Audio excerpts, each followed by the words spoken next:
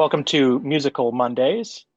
My name is Stephen Buzard, and I'm the Canon Director of Music at St. James Cathedral. It's my great privilege to have Nico Tjoelker join me today for a little conversation and an introduction to the parish. Nico will be our Assistant Director of Music beginning in August. It's going to be great to have Nico on board. He's a very, very fine player and excellent with the choir, but most importantly, a really wonderful person. And I know that you're all going to really get to enjoy getting to know him when he arrives. Nico, why don't you introduce yourself? Tell us where you come from, what you've been doing in your career thus far, and what's drawn you to a career in Episcopal church music. Yeah, thank you, Stephen. I'm so excited to be joining the staff at St. James come this August. And yes, my Episcopal journey has been a long-winded one. I grew up in Texas in the Presbyterian Church, and that's where I first got introduced to the organ. So I grew up in a liturgical church there where I heard organ music every Sunday.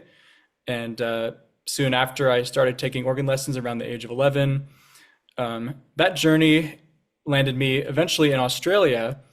While I was in high school, I moved to Australia and continued lessons there in the Uniting Church in Australia, which is a Protestant denomination there. And slowly but surely, I became more and more Anglican as I took an organ scholar position in Sydney in a Uniting Church with Anglican trained musicians. And so I was exposed to the wonderful repertoire of Anglican music, primarily English Anglican music. And I worked there for 5 years. At the same time, I also held another organ scholar position at an Anglican church in Darling Point in Sydney, where they actually did the old 1662 liturgy. So I was steeped in this tradition quickly as I was also studying at the conservatory for my undergraduate organ studies. That's a really fascinating background, Nico. What are some of the differences that you've seen between the church in Australia and the Episcopal Church? Yeah, so the most obvious difference is who the head of state is. In Australia, the head of state at the time I was there was Queen Elizabeth. And of course, in America, it isn't. And so that's one key difference that underpins the tradition. But also in terms of the musical tradition, there's just a beautiful array of music I find in the American tradition that I have been exposed to over the past 3 to 4 years since I came to study at Yale University and also take on the organ scholar position at Trinity on the Green, where Stephen, I know you were also once a scholar. And so yes, for those of you happy to be keeping part of score that at same home, legacy. for those of you keeping score at home, we just had an interview last week with Walden Moore, who was the director of music at Trinity on the Green for 40 odd years and will be the sabbatical replacement. So Nico and I both worked at Trinity as organ scholars with Walden. So we've got a little bit of a Trinity theme going on over the next few months at St. James. So that's a pretty exciting connection and coincidence. So you went to Yale after that, and where have you been over the last few years since then? Yeah, so starting in 2023, I commenced my doctoral studies at Notre Dame University in Indiana, where I'm currently finishing up my second year there. And by the end of my third year, hopefully, if I can finish my thesis on time, I will graduate with a Doctor of Musical Arts in organ. And I'm studying here with Dr. Kola Owolabi, who's also a Yale alum. So we have a lot of common connections here between Yale and Trinity and the Episcopal tradition, which binds us together. So next year, will you have some recitals in South Bend to complete your degree program? I will. So I had Yeah. my second year recital actually just a couple of weeks ago, and I'll have a similar recital at the end of my third year in the spring, where I'll perform a recital that's based on some of the research that I've been doing, which is based in Australasia. I'm looking at colonial pipe organs and music and impacts on local cultures in that region of the world. And there's some fascinating things I've been finding. I'm in the early stages of my research now, but hopefully about a year from now, I'll be close to the end of that.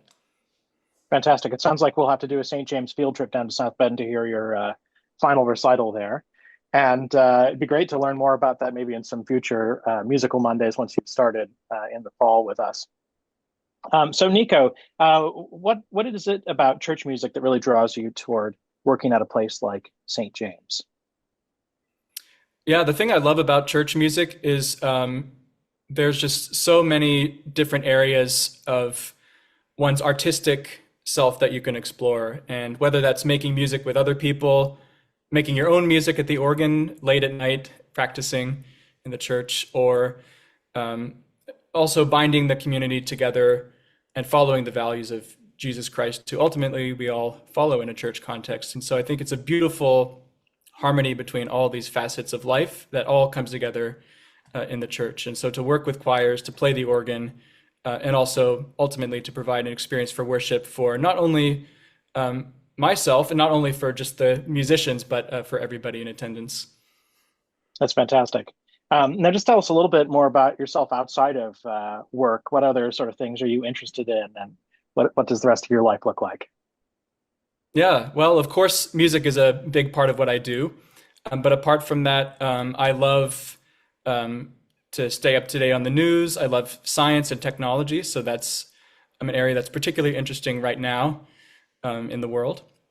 And I grew up in a scientific household. My father is a scientist, and he's still in Australia, actually. So I plan to go back there to visit this summer and catch up with my parents down there. But yes, I think all of those things are important to me. Ultimately, I want to be a Renaissance person. I want to know a little bit about everything, while at the same time, music being my primary craft. So knowledge and learning is very important to me. That's fantastic. Well, these are all wonderful things, and I just can already sense that you're going to fit in really well with our community here. We're full of erudite people, just like you described yourself. So that's absolutely fantastic. Thank you so much for taking this time, Nico. And everyone's going to be really excited to meet you when you start in August. Nico is going to start with choir camp with the choristers. And then the Sunday following that, I think that's August 10th, we'll start to see him in church. So looking forward to welcoming you very soon. All Thank right. you. I'm excited Thank you about very it. much.